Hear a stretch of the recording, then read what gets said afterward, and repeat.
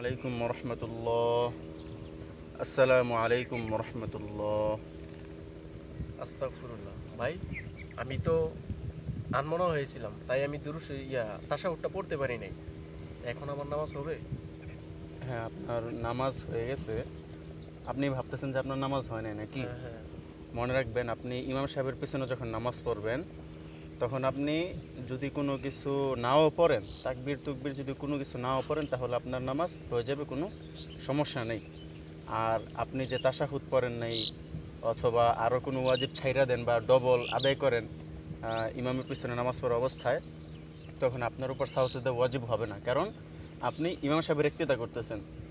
অতএব ইমাম সাহেব যদি কোনো ওয়াজিব ভুল করে বা ওনার যদি এমন কোনো কাজ সংগঠিত হয় ওনার দ্বারা যার কারণে সাহসিদা ওয়াজিব হয়, তাহলে সেই ক্ষেত্রে ইমাম সাহেব সাহসিদা দিবে।